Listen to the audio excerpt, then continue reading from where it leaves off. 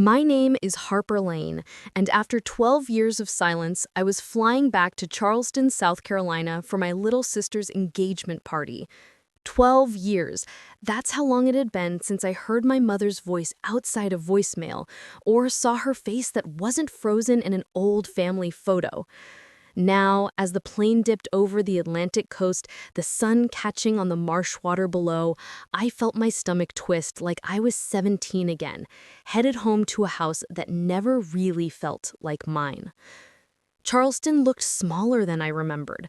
The oak trees still arched over the streets, dripping with Spanish moss, pretending time hadn't moved at all. But I had changed. Out west, I'd built Lane Studio, a design firm in Austin that somehow survived its first shaky years and now partnered with luxury hotels and national developers. Clients called me visionary, a word that would have made my mother laugh out loud. She always said design was a cute hobby, something people did before getting a real job. When I stepped into the Harbor Club, everything gleamed. Chandeliers, champagne, sequins.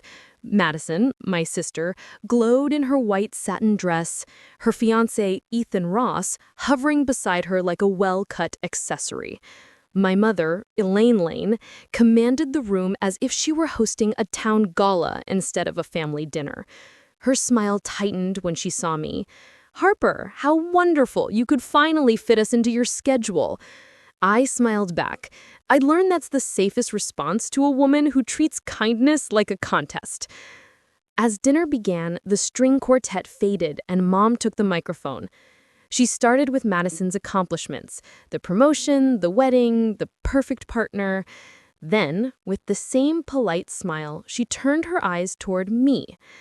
"And we're also so proud that Harper still pursues her creative endeavors out in Texas. She's always been our dreamer." Polite laughter rippled through the tables. I stared at my wine glass, watching the reflection tremble with the music. No one knew that the dreamer, she mocked, had spent the last decade designing the very hotels half these guests vacationed in. When the toast ended, people clapped, forks chimed, and I kept my posture. Years of practice. That's when Ethan, Madison's fiancé, leaned closer across the table. He studied me for a moment, then frowned. "Wait," he said, "are you Harper Lane from Lane Studio?" The sound of my company's name hanging in that room was almost surreal. Conversation froze, even the violinist hesitated. I blinked, caught between disbelief and the urge to run. "Yeah," I said slowly, "that's me." "You're the one who did the Palmetto Grand redesign?" All around us, people murmured. The Palmetto Grand had been in every local business paper last month, a Texas firm transforming southern resorts with record profits. My mother's hand, still gripping her wine stem, went perfectly still. Before I tell you what Ethan said next, what shattered that perfect southern evening and rewrote 12 years of silence, tell me something first. Have you ever been treated like the disappointment in your own family, no matter how hard you worked? Have you ever been told your dream wasn't practical until it started paying someone else's bills? If you have, drop a comment below and tell me where you're watching from. And hit subscribe, because what happened next turned every insult I'd ever swallowed into a quiet kind of justice. Trust me, you'll want to hear how this story ends. Growing up in Charleston felt like living inside a catalog. White fences, clipped lawns, and neighbors who waved just long enough to judge you later. My mother, Elaine, was the kind of woman who ironed tablecloths for Sunday dinners and corrected grammar mid-sentence. She believed success was a narrow road paved with degrees, promotions, and polite small talk. And if you didn't walk that road, you were lost. My younger sister, Madison, fit perfectly into that picture. She was everything Charleston mothers bragged about: disciplined, pretty, polite, and practical. While I spent afternoons sketching furniture layouts and repainting thrifted nightstands, Madison balanced checkbooks for the PTA at 15. Mom adored her. She used to tell people, "Madison has her feet on the ground." And then, with a little sigh, "Harper, Her head's always in the clouds. I remember one spring when I was 12, I transformed our dusty sunroom into a reading nook, moved the old love seat under the window, painted the walls cream, added string lights I'd saved up for. When Mom walked in, she didn't even look around. She just frowned. Next time we'll feel like being creative, ask permission before ruining the paint. That same week, Madison came home with a certificate from a math competition. Mom framed it and hung it in the hallway. My sunroom stayed off limits for the rest of the year. It wasn't that Mom didn't love me. She just couldn't love me my way. Her version of love was conditional. Earn it through achievement that fits her checklist. When I tried to explain what design meant to me, she said, "Pretty spaces don't pay the mortgage." To her, stability was sacred, art was foolishness, and feelings were inconveniences best swept under a rug. Dad, Russell, was quieter. He worked long hours as an engineer and came home smelling of sawdust and coffee. He rarely took sides. If Mom scolded me, he'd murmur, "She means well," then go back to his newspaper. Sometimes I wish he'd just say one sentence. "I'm proud of you, Harper." But silence was easier for him, and I learned that silence can wound deeper than words. By high school, the divide between Madison and I had turned into a canyon.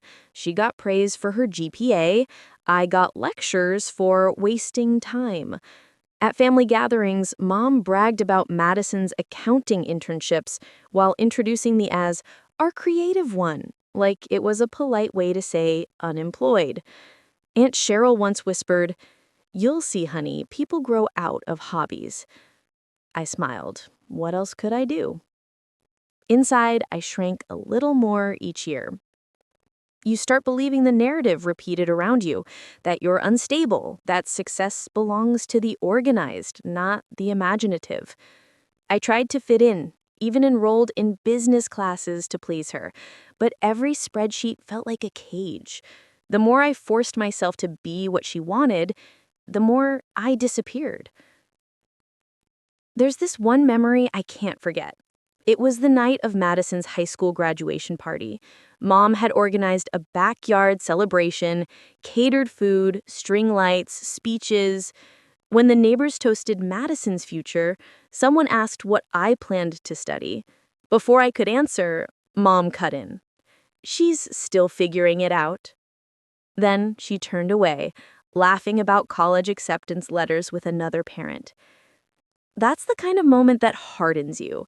Not the big fights, but the small humiliations. Those tiny reminders that you'll never be enough in the place you came from. That night, I sat on the porch steps listening to the cicadas buzz and the muffled laughter inside. I promised myself something quietly, like a secret prayer. Someday, I'd build something real, something she couldn't dismiss or decorate over. And when I did, I wouldn't need her approval to know it mattered. But promises are easy at 18. Keeping them when the world stops believing in you, that's where the ache begins. By the time I turned 21, I had learned that in our house, silence was a weapon and comparison was a sport. Mom didn't need to raise her voice. Her tone did all the cutting. "You're still chasing that design thing? Madison just got an internship with a top firm in Charlotte. Real work, Harper." Every sentence was a reminder that I was the family disappointment, dressed up as the family artist. I tried to prove her wrong.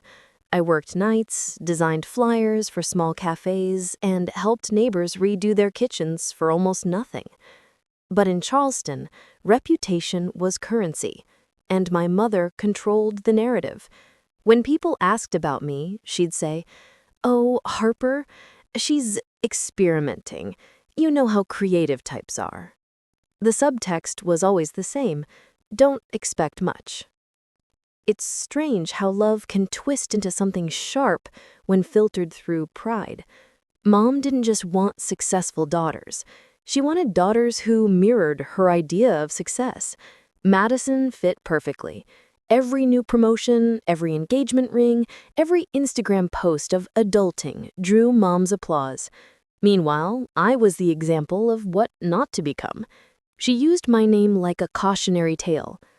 Harper means well, but she never finishes things. She said that once in front of Madison's friends while I was standing right there, pouring lemonade. I remember gripping the pitcher so tight my hands trembled. Dad could have stepped in, but he just adjusted his glasses and said nothing. That silence, God, that silence, felt like betrayal. It told me that my feelings didn't matter as long as Mom was calm. At 22, I got accepted into an apprenticeship in Austin, Texas, a program that could open real doors. When I told Mom over the phone, she laughed. Austin for furniture? It's interior architecture, Mom. You're throwing away your education for arts and crafts. We didn't speak again for 6 months after that call. The truth is, I left Charleston angry, not just at her, but at myself for always wanting her approval. I carried that anger like luggage, too heavy to unpack. It fueled me through long nights and rejection letters. Every time a client ghosted or a design failed, I heard her voice in my head, cold, certain. You'll never make it. And every time I worked harder just to prove her wrong. But anger can burn through your bones if you hold it too long. I started losing sleep, losing friends. When Madison called to tell me that she'd gotten engaged, I congratulated her, but my voice sounded foreign, even to me. I wanted to be happy for her, but all I could think about was how Mom would turn that wedding into another celebration of the right daughter. Sometimes I'd scroll through their photos, Mom, Dad, Madison, her fiancé, all smiling in perfect symmetry, while I was 1,200 miles away sketching blueprints alone in my tiny apartment. There was a caption once that made my stomach drop. Proud of my girls, one grounded, one finding her wings. Grounded and finding her wings. Translation, one stable, one lost. That's when it hit me. The injustice wasn't just personal, it was generational. Women like my mother were raised to equate control with love, to clip their daughters' wings in the name with protecting them. But in doing so, they forget some of us are meant to fly. Still, knowing that truth didn't make it hurt less. Anger doesn't disappear just because you understand where it comes from. It lingers, in the gut, in the back of your throat, in the trimmer behind every polite smile. And the worst part? No matter how far I ran, Charleston's shadow followed me. The pitying looks, the whispers, the smug told-you-sos I imagined from 3 states away. When Mom's voice echoed in my head, I'd whisper to myself, one day, you'll see me, not the failure you invented, but the woman I actually became. I didn't know when or how, but I swore the next time I walked into that house, I wouldn't be the girl she dismissed. I'd be the storm she never saw coming. Austin was supposed to be my fresh start, but for the first 2 years, it felt more like exile. I rented a one-room loft above a mechanic shop. The walls smelled faintly of oil, and every night the metal clanging downstairs kept me awake long after midnight. I worked part-time at a coffee shop and took freelance design jobs for anyone willing to pay $50 and a thank you. Half the time, clients disappeared before paying at all. There were mornings I'd stare at my cracked phone screen, scrolling through Madison's photos, her engagement shoot in the park, Mom glowing beside her, Dad smiling like nothing had ever been wrong. And I'd feel this ache, not jealousy exactly, but something heavier, like standing outside a warm house in the rain, watching everyone else eat dinner inside. The worst part wasn't being broke or overworked, it was feeling invisible. When you grow up hearing that your dreams don't count, you start to believe it quietly, even while fighting against it. I'd wake up some mornings and think, maybe Mom was right. Maybe this was just a foolish detour before I came crawling back. There's a kind of loneliness that doesn't come from being alone. It comes from realizing no one is cheering for you. No one's waiting to see you win. One night, after a client rejected my proposal for being too creative, I sat on the cold floor, laptop open, eyes burning. The screen glowed against the dark, the only light in that room. I remember whispering out loud, "What am I doing?" And for the first time, there was no answer, no spark of fight left, just exhaustion. I tried calling Dad once. I thought, maybe, after all these years, he'd say something, anything, to remind me I still mattered. He picked up on the second ring. We talked about the weather, about Madison's wedding plans. Then he cleared his throat and said, "Your mother worries about you." I almost laughed. If that was worry, I didn't want to see indifference. After we hung up, I cried, quietly, angrily, into the sleeve of my sweatshirt. Not just because of the words he said, but because of the ones he didn't. Because in that moment, I realized I could vanish and they'd only notice when they needed a story to compare me to. Weeks passed. I moved from couch to couch, working in borrowed spaces with spotty Wi-Fi. The weight of failure pressed down harder each day. I stopped painting, stopped sketching for myself. When you're barely keeping the lights on, creativity feels like a luxury you can't afford. One morning, I opened my email to another rejection. We've decided to move forward with another designer. I stared at the line until it blurred. Something in me cracked. I closed my laptop, shoved my sketchbook into a drawer, and walked out into the dry Texas heat with no plan at all. I ended up sitting by Lady Bird Lake, watching the water ripple against the concrete. People jogged past me, laughing, holding smoothies, living uncomplicated lives. For a long time, I just sat there, trying to remember why I ever believed I could do this, why I thought I could be different. But beneath the despair, a faint ember still glowed, the stubborn part of me that refused to let my mother's voice be the final echo in my head. I didn't know how yet, but I knew one thing. If I ever got up again, it would be for me, not to prove anyone wrong, not to earn their love, but to save whatever was left of myself. And in that quiet collapse, I started to rebuild. Something changed after that morning by the lake. It wasn't dramatic, no lightning bolt, no inspirational soundtrack, just a quiet decision. I was done being afraid of failing. If the world was going to underestimate me, I might as well give it a real reason. I went back to my apartment, wiped the dust off my sketchbook, and began again. Not for clients, not for approval, for me. I drew everything I'd ever loved. Soft lights spilling across worn wood floors, curved chairs that invited you to stay, rooms that felt like hugs after hard days. I stopped designing for profit and started designing for peace. A few weeks later, I got a call from an old coffee shop regular, a local entrepreneur who just bought a small boutique hotel. He needed help redesigning the lobby and had seen my sketches. "It doesn't have to be fancy," he said. "Just warm, human." It was exactly what I needed to hear. I poured everything into that project. I slept on site some nights, repainting walls myself when the contractors didn't show up. When it was done, the owner cried. He said the space finally felt alive. That small lobby caught the attention of a travel blogger, then a magazine editor, and suddenly people started asking, "Who designed this?" That's how Lean Studio was born, accidentally, out of exhaustion and grace. It began with 2 interns and a second-hand printer. We designed co-working spaces, cafes, and eventually hotels. Every project taught me something new: how to pitch, how to negotiate, how to build a team. But the most important lesson was learning to stand in my own worth without waiting for someone else to confirm it. By year 5, Lane Studio was partnering with national developers. Our signature style, calm, organic, deeply human, started appearing in magazines. And for the first time, my name didn't sound small when I introduced myself. "Hi, I'm Harper Lane, founder of Lane Studio." It still felt surreal.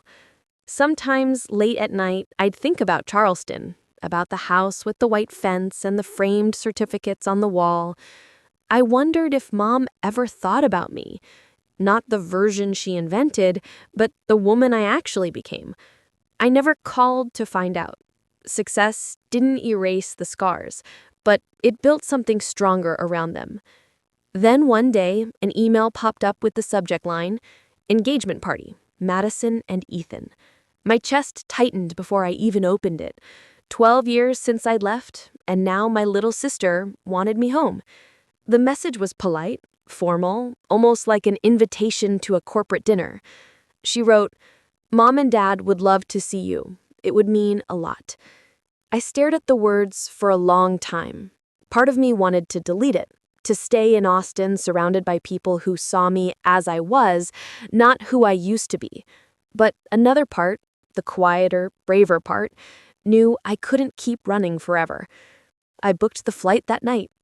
Before leaving, I walked through my studio one last time, the shelves lined with sample fabrics, the scent of cedar and fresh paint lingering in the air. I thought about that scared girl who once sat crying by the lake, certain she'd never make it. She didn't disappear. She built this.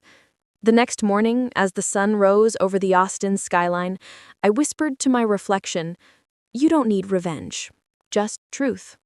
And for the first time in years, I felt ready to go home, not as the failure they remembered, but as the woman who survived them. The Harbor Club looked like something out of a dream that didn't belong to me. Crystal chandeliers, velvet curtains, champagne flutes arranged in perfect symmetry, Charleston elegance. Everything about it screamed control, precision, reputation, my mother's world. I walked in wearing a simple black dress, not the glittering kind that begs for attention, but the kind that quietly says, "I'm fine without your approval." Mom spotted me first. Her smile froze halfway. "Harper," she said, in that voice polished for PTA meetings, "how wonderful you could join us after all this time." Every word balanced between politeness and poison. Madison hugged me quickly, whispering, "I'm glad you came," before being swept back into a sea of well-wishers and camera flashes.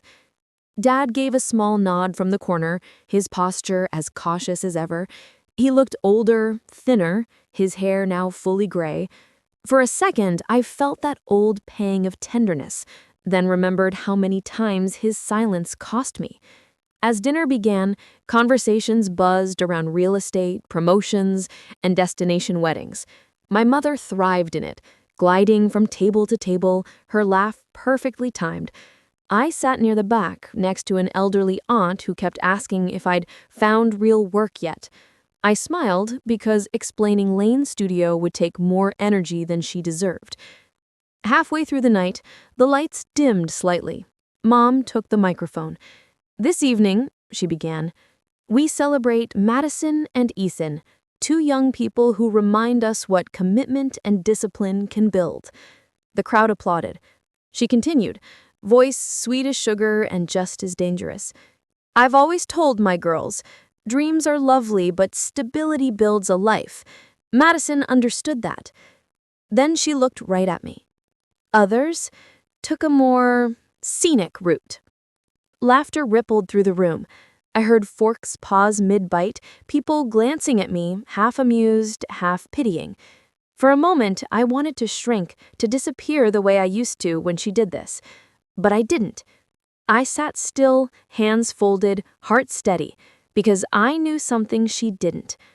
When the applause faded, Ethan, Madison's fiancé, leaned forward from the head table. He looked at me, squinting, like he was connecting dots. "Sorry, I just realized, are you Harper Lane of Lane's studio?" His voice carried across the room. The chatter stopped. Mom blinked. "I'm sorry, what?" Ethan held up his phone, scrolling through something. "My firm's been reviewing your company's portfolio for a big project, the Palmetto Grand Hotel's redesign in Texas. Those renderings are incredible. We were just talking about them last week." He turned the screen toward me.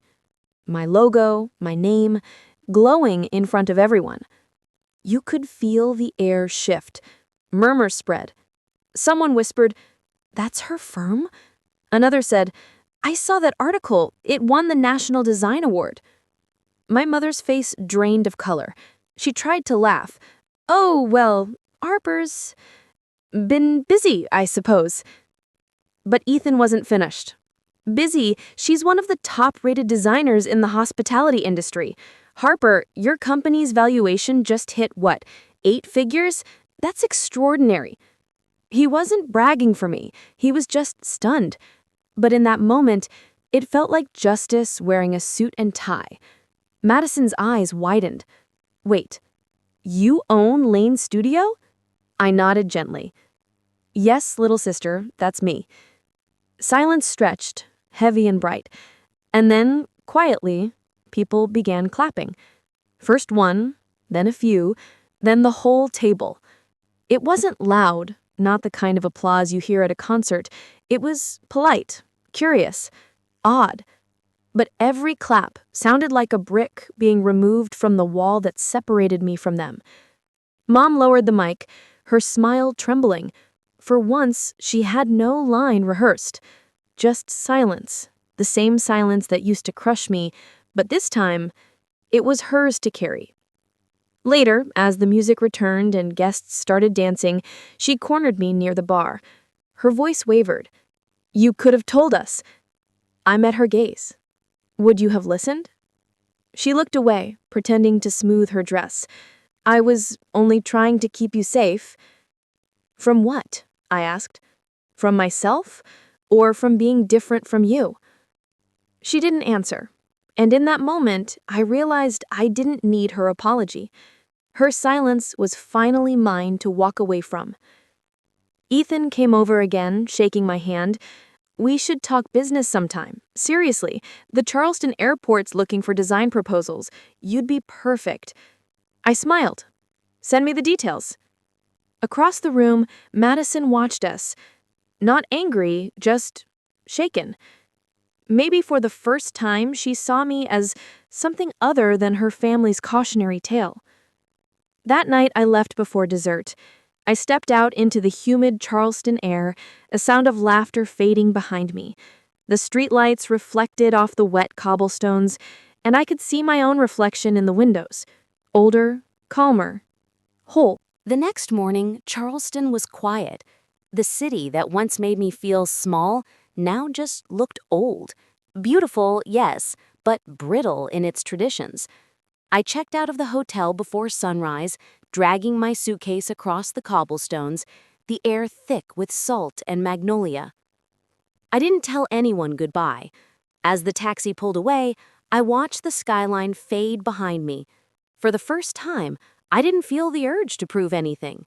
I didn't rehearse comebacks or replay last night's applause. There was no victory dance in me, just peace. And maybe that's what real closure feels like.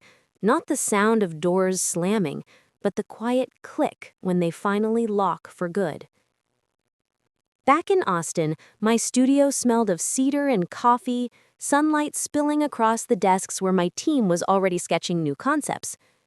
My assistant waved. "How was the trip?" I smiled, exactly what it needed to be. No one asked for details, and I didn't offer any. The past didn't deserve that much space anymore. Days later, an email from Madison appeared.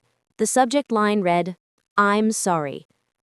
She wrote that she had no idea what I'd built, that she believed what Mom always said because it was easier than questioning it.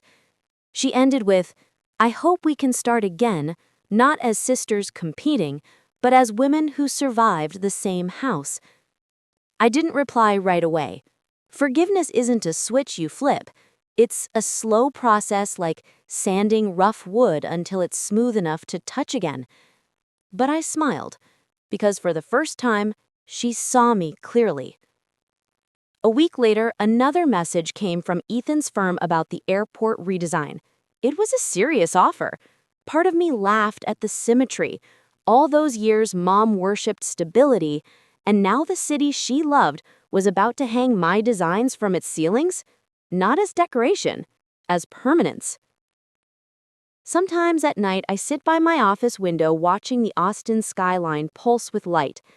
I think about that girl sitting by the lake years ago, broken, believing she'd wasted her life. If I could reach back to her, I'd tell her this: you don't owe the world proof of your worth. You only owe yourself the chance to see it. So if you're listening and someone once made you feel like your dreams were foolish, let this be your sign. Keep building, even in silence, because one day, your truth will speak louder than their doubt. And when it does, you won't need revenge. You'll just need to breathe.